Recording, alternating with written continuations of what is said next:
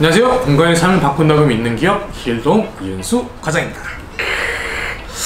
네, 금일은 곰팡이 과연 우리한테 얼마만큼 건강에 영향을 끼치는 거며, 그리고 우리 집이 지금 피어있는 곰팡이가 어떤 종류고, 그리고 과연 이게 나한테 어떤 영향을 끼치는지에 대해서 설명을 하고자 합니다. 곰팡이 같은 경우에는 9만 가지 이상의 곰팡이들이 있는데 집안마다 특성마다 조금씩 다르겠지만 우리나라에서 기본적으로 많이들 발생되는 곰팡이 종류 같은 경우에는 보통 8개에서 16개 정도로 지금 통계를 낼 수 있습니다. 요거 같은 경우에는 환경보건 복지부라든가 분야적으로 그 다음에 지역별로 해가지고 통계적인 자료를 냈을 때 전체적인 나오는 상황인데요. 오늘 제가 설명드릴 순서는 일단은 건강에 굉장히 직격탄을 주는 곰팡이를 간단하게 설명을 하고요. 두 번째 같은 경우에는 우리 집에서 화장실이면 화장실, 베란다면 베란다 특정 부분에서 생길 수 있는 곰팡이를 간단하게 설명을 할 거고요. 그런 부분에 대해서 간단하게 설명을 드리도록 하겠습니다. 일단은 건강에 직격탄을 날리는, 우리 주변에서 흔히들 볼 수 있으면서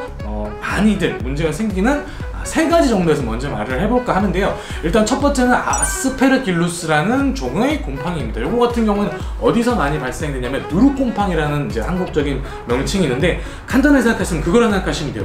메주 그리고 간장 이렇게 할 때 발효시키는 고에 쓰이는 게 이 누룩곰팡이 아스페르길루스입니다. 근데 이 아스페르길루스 같은 경우도 종류가 굉장히 많은데, 그 중에서도 어떤 종류 같은 경우에는 아주 건강에 안 좋다는 뜻이에요. 그게 왜 그러냐면은 곰팡이 같은 경우에는 저번 영상에 제가 말씀드렸다시피 유기물을 효소로 분해를 하면서 휘발성 복합 화합물이 나온다고 말씀을 드렸는데, 이게 사실은 전문 용어로 독성이 띄고 있는 게 있어요. 그거는 이제 마이크로톡신이라고 부르기도 하고 미코톡신이라고 불리기도 하는 곰팡이 독입니다. 근데 지금 제가 방금 말씀드렸던 아스페르길루스 같은 경우에는 상황에 따라서는 굉장히 심한 독성, 곰팡이 독성을 띠게 되고요. 이거 같은 경우는 정식 명칭으로 아스페르길루스 증이라는 증이 있을 만큼 건강에 안 좋아요. 예를 든다고 치면은 부비강이라고 해서 우리 코 점막부터 시작해가지고 눈 밑에 있는 이 구간을 부비동이라고 이야기를 하는데, 이곳에 점막을 약하게 만들어가지고 문제를 일으키는 경우도 있고요. 이 곰팡이 포자가 우리 폐 속으로 들어가서 폐에다 안 좋은 직격탄을 주는 경우도 있고, 눈으로 가서 눈에서 아스페르길루스나 각막염이라든가 이런 건 일으킬 수 있는 말 그대로 정말 노출됐을 경우에 위험할 수 있는 그런 종입니다. 그래서 일단 첫 번째 이걸 말씀드렸고요. 두 번째는 다들 아실 것 같은데 페니실lum이라는 그런 곰팡이에요. 이 곰팡이 같은 경우에는 보통 우리가 아는 그 페니실린이라는 약품을 만드는 푸른 곰팡이 종류인데, 요거는 어디서 보통 우리가 볼 수 있냐면 치즈 이런 식으로 발효를 시킬 때 이 곰팡이를 쓰기도 하고, 우유를 추가적으로 이렇게 만들 때 발효시켜 갖고 제품 만들 때 발생하기도 하는 곰팡이 독인데요. 요거 같은 경우에는 노출되었을 경우에 폐 쪽으로 갔을 때 천식이라든가 과민성 폐렴을 일으킬 수 있는, 그리고 이 포자 자체가 약간 털곰팡이 개념처럼 날아다닐 수 있기 때문에 이거는 직격탄을 입힐 수 있는 그런 곰팡이라고 생각하시면 됩니다. 그리고 세 번째 스타키보트리스라는 검은 곰팡이에 대해서 말씀을 드릴 건데요. 이거 같은 경우는 나무로 된 테고리칩 같은 경우에는 이런 곰팡이가 피면은 굉장히 안 좋다고 하는데요. 아까 말씀드렸던 이 마이코톡시라는 게 이 곰팡이 같은 경우에는 발암성 물질로서 면역 체계를 교란시키고 바람을 유발하는 그런 곰팡이입니다. 요거 같은 경우에는 사실 우리나라에 같은 경우에는 막 엄청 많은 분포도를 갖고 있는 건 아니지만 분명히 노출되어 있는 그런 곰팡이고요. 상황에 따라서는 굉장히 건강에 직격탄을 드릴 수 있기 때문에 말씀을 드렸습니다. 일단은 지금 말씀드린 거는 정말 말 그대로 노출됐을 경우에 위험한 그런 곰팡이들이고요. 그 이외에 지금부터 설명드릴 곰팡이들 같은 경우에는 사실상 정말 건강한 사람이라고 하면은 크게 문제는 되지 않지만, 면역 체계가 약해진 분이라든가 나이가 많으신 분들, 그리고 어린아이들한테 분명히 영향을 끼칠 수 있는 그런 이제 곰팡이들을 소개를 좀 시켜드릴까 합니다. 일단은 털곰팡이 종류 같은 경우를 좀 많이 설명을 드릴 수가 있어요. 왜냐면은 곰팡이 같은 경우는 균사로 이루어져 있습니다. 일반 포자처럼 이렇게 뽀글뽀글 부풀어 오르는 개념이 아니고, 균사라는 거는 이제 지금 균들 자체가 이렇게 꼬이고 꼬여가지고 우리 그 DNA처럼 꼬이고 꼬인 것처럼 그렇게 만들어지는 개념인데요. 이제 사실 털곰팡이들은 왜 위험하냐면, 털곰팡이 같은 경우에는 물기가 있는 곳에 안착을 해서 생기기보다는 포자를 넓게 퍼치기 때문에 안 좋은 개념인데요. 거기서 간단하게 설명드릴게요. 일단 포사리움이라고 해서 요거는 흰색 포슬포슬한 곰팡이처럼 생긴 곰팡이였는데, 요거는 진균성 눈감염과 그리고 각막염의 원인이 될 수 있는 그런 곰팡이입니다. 그리고 두 번째는 페실론 미세스라 해서 요것도 약간 흰색으로 포실포실하게 털곰팡이처럼 날아다닐 수 있는 곰팡이인데요.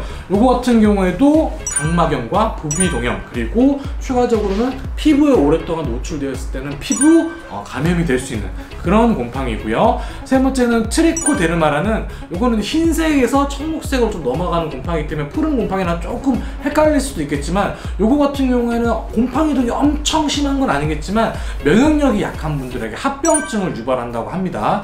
그리고 네 번째는 알타난이라는 곰팡이인데, 요거는 어디만 있는 귤이라든가 과일에 자주 피게 되는 곰팡이인데요. 요거는 곰팡이 독은 없겠지만 알레르기성을 좀 지니고 있어서 피부에 영향을 끼칠 수 있는 그런 곰팡이라고 보통 이야기를 하네요.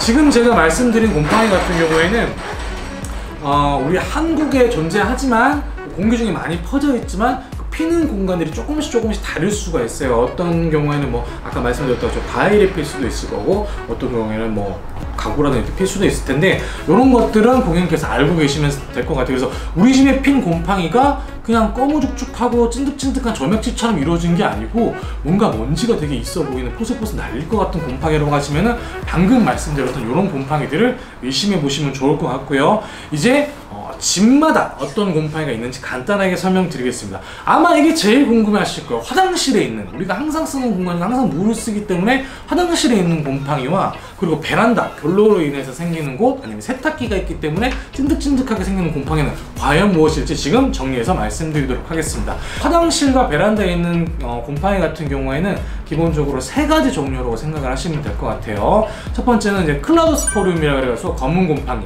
요거는 장기간 오랫동안 물에 노출되어 가지고 그것이 번식해서 나가는 개념인데, 요거 같은 경우에는 사실상 곰팡이 독은 없지만 장기적으로 오랫동안 이제 노출이 되었을 경우에는 천식이나 알레르기를 유발한다고 이야기를 하는데, 사실 건강하신 분들 같은 경우에는 크게 문제는 될 게 아니기 때문에 우리 집에 곰팡이 피었는데 큰일 났다고 생각하시는 분들은 저게 클라우스포리움이란 거고, 건강에는 큰 유해하지 않지만 그래도 빨리빨리 정리를 할 수 있는 그런 곰팡이라고 생각하시면 되고, 방금 그것과 추가적으로 있는 곰팡이가 두 가지 정도가 되는데, 포마월바둠이라는 이제 진균독 위험 사례는 거의 없겠지만 곰팡이처럼 계속 피게 되는 그런 곰팡이가 있어요. 이거 같은 경우에는 면역체가 약하신 분들은 합병증을 좀 일으킨다고 하니까요, 알아두시기만 하셔도 좋을 것 같습니다.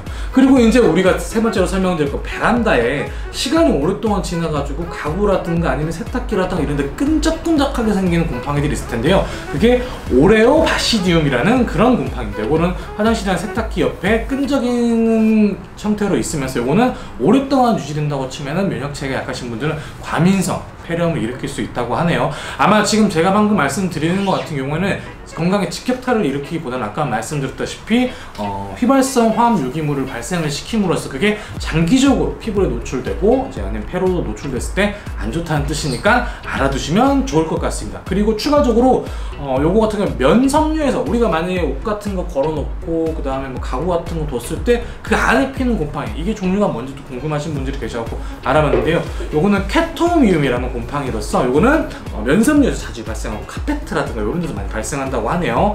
요거 같은 경우에는 옷이나 행주 그리고 기저귀 같은데 발생하게 되고 알레르기를 유발한다고 하니까 이 정도는 알아주셨으면 좋겠습니다. 네, 일단 지금 간단하게 몇 가지 종류를 말씀을 드렸는데요.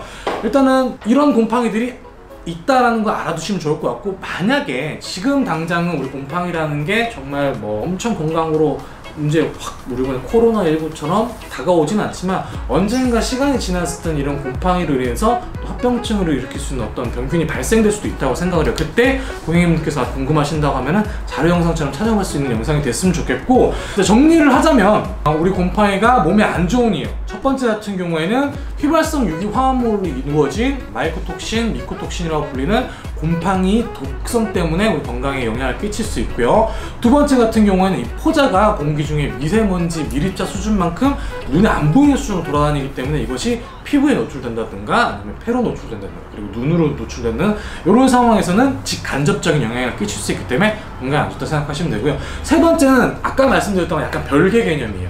진먼지 진드기가 지금 방금 말씀드렸던 이 휘발성 유기화합물 추가적으로 이 알레르기 합병증을 발생을 시킬 수 있습니다. 아까 말씀드렸던 이 유기화합물 중에서는 단백질 개념으로 나오는 개념도 있을 거고 당처럼 단백질 개념으로 나올 수도 있고 알코올 쪽으로 나올 수도 있고 이게 효소마다 그때그때 분해하는 게 다르기 때문에 나오는 그것들이 다 다른가 봐요. 근데 이거를 진드기가 그걸 먹고 이제 추가적인 합병증을 발생시킬 수 있는 거예요. 왜냐면 진드기 같은 경우는 그런 걸 먹고 또 단백질을 분해하게 돼서 또 나오게 되는데 그런 것들이 추가적인 알레르기 합병증을 일으킨다고 하니까요. 이 곰팡이로 인해서 생기는 건 이 세 가지라고 생각을 하시면 되겠습니다. 네, 금일 영상에 대해서는 곰팡이 종류와 그리고 우리 집에 피어있는 곰팡이가 어떤 곰팡이인지 그리고 이게 어떻게 건강에 미치는 데 대해서 간단하게 설명을 드렸는데요. 지금 영상이 고객님들이나 아니면 보시는 시청자분들께서 도움이 되셨다고 하면 구독과 좋아요 그리고 알람 설정 추가적으로 궁금한 사항이 있으시면 언제든지 댓글로 달아주시면 감사드리겠습니다. 지금까지 이윤수 과장이었습니다.